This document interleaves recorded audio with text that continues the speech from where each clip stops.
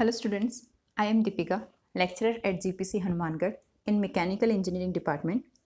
I welcomes to all of you at YouTube channel of GPC Hanumangarh.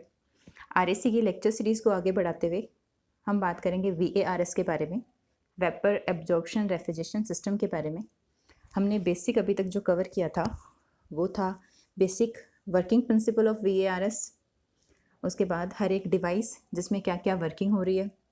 उसके बाद हमने calculate की थी COP कैलकुलेट करने के लिए हमने पूरा जो VARS सिस्टम है उसको दो पार्ट में डिवाइड किया था। एक पार्ट था कार्नोट, रिवर्स कार्नोट और एक कार्नोट इंजन, यानी एक सिस्टम को हमने बना दिया था वर्क प्रोड्यूसिंग डिवाइस और दूसरे सिस्टम को हमने बना दिया था वर्क एब्जॉर्बिंग डिवाइस। तो कार्नोट साइकिल गया, फिर वर्क प्रोड्यूसिंग डिवाइस की एफिशिएंसी निकाली, वर्क एब्जॉर्बिंग डिवाइस की COP निकाली। दोनों को मल्टीप्लाई करेंगे तो आ जाती है COP of ideal VARS system. फिर हमने बात की थी VCRS के कंपैरिजन में VARS में क्या क्या एडवांटेज है। तो एडवांटेज याद रखने के लिए हमें सबसे पहले जो चीज़ याद रखनी है वो याद रखना है कि यहाँ पर VARS में कंप्रेशर नहीं लगा होता।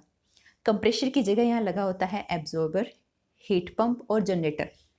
यानी कंप्रेशर नहीं है तो मतलब यहाँ पर कोई मूविंग पार्ट नहीं है।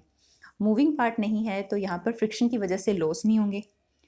फ्रिक्शन की वजह से लॉस नहीं होंगे तो मेंटेनेंस कॉस्ट कम हो जाएगी। तो पहला एडवांटेज हो जाएगा यहाँ पर जो वियर एंड टीयर होते हैं वो कम होते हैं VARS में। दूसरा, मेंटेनेंस कॉस्ट जो होती है वो लो होती है। थर्ड चीज़, कंप्रेशर को रन करवाने के लिए हमें ज़्यादा वर्क इनपुट देना पड़ता था, वहीं यहाँ पर हमारे पास पंप है और पंप को ऑपरेट करवाने के लिए less amount of work required होता है एज कम्पेयर टू VCRS।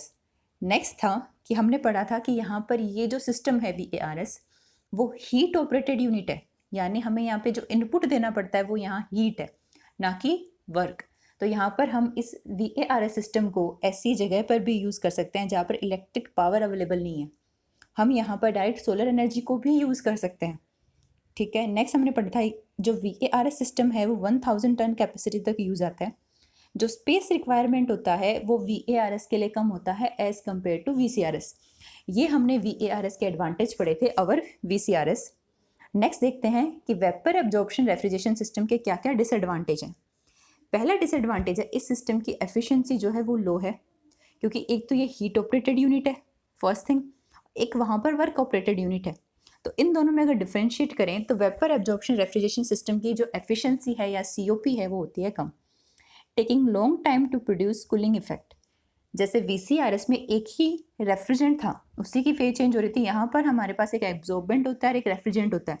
तो यहाँ पर जो कूलिंग इफेक्ट है वो प्रोड्यूस करने में लॉन्ग टाइम लगता है एज कम्पेयर टू VCRS। ये इसके डिसएडवांटेज है।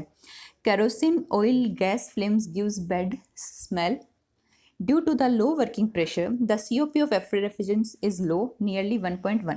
इस सिस्टम की COP जो होती है वो बहुत कम होती है, वो नियरली होती है 1.1 के equal. Initial cost of the equipment is high in case of practical vapour absorption system. हम यहाँ पे बात कर रहे हैं वेपर एब्जॉर्प्शन सिस्टम में एज कम्पेयर टू VCRS ज़्यादा डिवाइस लगने की वजह से जो इनिशियल कॉस्ट आती है इक्विपमेंट की वो ज़्यादा आती है, क्योंकि यहाँ पे पंप है, एब्जॉर्बर है, जनरेटर है, साथ ही साथ यहाँ पर हमें एक एब्जॉर्बेंट भी लेना पड़ रहा है। वहाँ पर सिर्फ एक टाइप का रेफ्रिजरेंट था, यहाँ पे एब्जॉर्बेंट और रेफ्रिजरेंट दोनों यूज़ में आते हैं। इसलिए यहाँ पर जो VARS सिस्टम होता है उसकी इनिशियल कॉस्ट हाई होती है जबकि मेंटेनेंस कॉस्ट लो होती है। नेक्स्ट बात करते हैं हम वेपर एब्जॉर्प्शन रेफ्रिजरेशन सिस्टम के क्या क्या एडवांटेज है। जैसा VCRS से कंपेयर किया था सेम वही बातें फिर से लिखनी है। अगर एग्जाम में क्वेश्चन आता है VARS के एडवांटेज लिखो तो सेम वो एडवांटेज हैं। साथ ही साथ अगर एग्जाम में क्वेश्चन आता है कि वेपर एब्जॉर्प्शन रेफ्रिजरेशन का VCRS से कंपैरिजन करो, दोनों एक ही बातें, तो हम कंपैरिजन भी लिख सकते हैं और उसको केवल VARS का एडवांटेज भी लिख सकते हैं। Advantage, no moving part except pump which has a small motor which is comparatively smaller than compressor system result in quiet operation and low maintenance। यानी यहाँ पर हम यूज़ कर रहे हैं पंप को, तो पंप की जो मोटर होती है वो स्मॉल होती है, इसलिए उसे लेस अमाउंट ऑफ वर्क चाहिए होता है as compare to compressor. Wear and tear भी यहाँ पे कुछ नहीं होगा क्योंकि यहाँ पे बहुत स्मॉल मूविंग पार्ट है, वहाँ पर लार्ज मूविंग पार्ट होने की वजह से वियर एंड टीयर ज़्यादा होता है, VARS में कम होता है। साथ ही साथ यहाँ पर VARS में मेंटेनेंस कॉस्ट भी क्या रहती है, लो। The vapor absorption system use the heat energy to change the condition of the refrigerant from the evaporator, whereas vapor compression uses mechanical energy to change the condition of the refrigerant. यहाँ पे कहा गया जब evaporator से refrigerant आता है उसको एक स्टेट से दूसरी स्टेट में ले जाने के लिए VCRS में हम मैकेनिकल एनर्जी की इनपुट कराते हैं, यानी वर्क इनपुट कराते हैं, इलेक्ट्रिकल एनर्जी इनपुट कराते हैं, जबकि यहाँ पर VARS में हम हीट को इनपुट कराते हैं रेफ्रिजरेंट की एक स्टेट से दूसरी स्टेट पे उसको लेके जाने के लिए. Can be build for huge working capacities. VARS का यूज़ हम लार्जर कैपेसिटी के लिए कर सकते हैं. Can be operated at designed COP और even at part load by varying generator temperature. यानी हम पार्ट लोड पर भी जनरेटर के टेम्परेचर को वेरी करवा के इसकी डिज़ायर्ड जो COP है, पर्टिकुलर किसी सिस्टम को हमने डिज़ाइन किया और हमारी रिक्वायरमेंट है कि हमें इतनी COP अचीव करनी है, तो हम जनरेटर के टेम्परेचर को वेरी करके वो COP हम डिज़ाइन COP मेंटेन कर सकते हैं. Space and auto control requirements favour absorption system. यानी कि ऑटो कंट्रोल जहाँ रिक्वायरमेंट होती है, ऑटोमेटिक कंट्रोल रिक्वायरमेंट जहाँ होती है, वहाँ पर एब्जॉर्प्शन जो सिस्टम है वो फेवरेबल होता है. ये हमने बात की वेपर एब्जॉर्प्शन रेफ्रिजरेशन सिस्टम की. नेक्स्ट हम बात करेंगे डोमेस्टिक इलेक्ट्रोफिल्स रेफ्रिजरेटर या फिर अमोनिया हाइड्रोजन रेफ्रिजरेटर. अभी तक हमने क्या बात की थी? VCRS में क्या था? एक रेफ्रिजरेंट था. VARS में हमारे पास एब्जॉर्बेंट और रेफ्रिजरेंट दो का मिक्सचर आया था. ठीक है. VCRS में कंप्रेशर था तो वहाँ पर बहुत ज़्यादा अमाउंट ऑफ वर्क चाहिए था और मेंटेनेंस कॉस्ट ज़्यादा थी. VARS में जब हम आए तो हमारे पास VCRS के कंपैरिजन यानी कंप्रेशर की मोटर की कंपैरिजन में जो मोटर थी पंप की वो छोटी हो गई, less amount of work input कराना पड़ा, वियर एंड टीयर लेस हो गई और मेंटेनेंस कॉस्ट लेस हो गई. बट जो पंप है उसकी वजह से नॉइस तो अभी भी क्रिएट हो रही है. सिस्टम में नॉइस, पंप मोटर जहाँ पर भी होती है वहाँ नॉइस क्रिएट होगी, नॉइस क्रिएट हो रही है, कुछ अमाउंट ऑफ वर्क तो अभी भी इनपुट कराना पड़ रहा है. तो जो इलेक्ट्रोलक्स रेफ्रिजरेटर है उसको हम बोलते हैं 3 फ्लूइड एब्जॉर्प्शन सिस्टम. यहाँ पर हम क्या करेंगे, जो डिफरेंस आता है वो ये आता है कि यहाँ पर वेपर एब्जॉर्प्शन रेफ्रिजरेशन सिस्टम में जो पंप था हम उसको यहाँ से हटा देते हैं और यहाँ पर जब 2 रेफ्रिजरेंट यूज़ ले रहे थे उसकी जगह यहाँ पे 3 यूज़ में लेते हैं. तो पढ़ते हैं इसमें क्या है. The domestic absorption type refrigerator was invented by 2 Swedish engineers Carl Munters and Baltzar von Platen in 1925. यानी ये जो टाइप ऑफ रेफ्रिजरेटर है जिसको हम बोलते हैं इलेक्ट्रोलक्स रेफ्रिजरेटर या डोमेस्टिक इलेक्ट्रोलक्स रेफ्रिजरेटर, इसमें क्या होता है, इसकी जो इन्वेंट की थी वो 2 स्वीडिश इंजीनियर ने की थी जिनके नाम है 1925 में कार्ल एंड बेल्टजर. इन दोनों ने इन्वेंट किया था इसको. This type of refrigerator is also called the 3 fluid absorption system.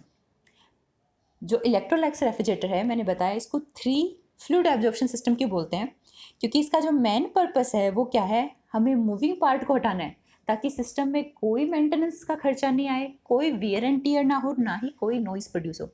System में जहाँ मूविंग पार्ट होते हैं उसे 2 टर्म रिलेटेड याद करनी है हमें.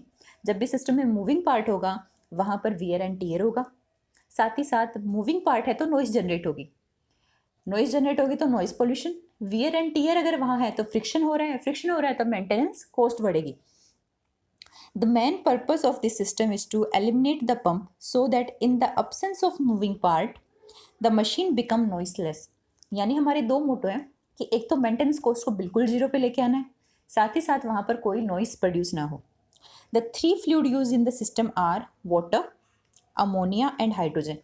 पहले जो सिस्टम यूज़ कर रहे थे उनमें 2 टाइप ऑफ हम यूज़ करते थे, एक तो रेफ्रिजरेंट और एक एब्जॉर्बेंट, जहाँ पर अमोनिया यूज़ आता था as a refrigerant and water use आता था एज ए एब्जॉर्बेंट. तो यहाँ पर हमने एक जो नया डिवाइस यूज कर लिया वो है हाइड्रोजन.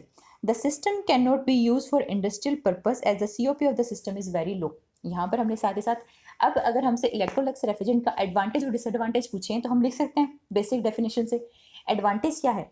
एडवांटेज ये है कि इस सिस्टम में यहाँ पर कंप्रेशर नहीं है, ना ही यहाँ पंप है, यानी सिस्टम की मेंटेनेंस कॉस्ट लो है, सिस्टम में वियर एंड टीयर कम है और ये भी हीट ऑपरेटेड यूनिट है.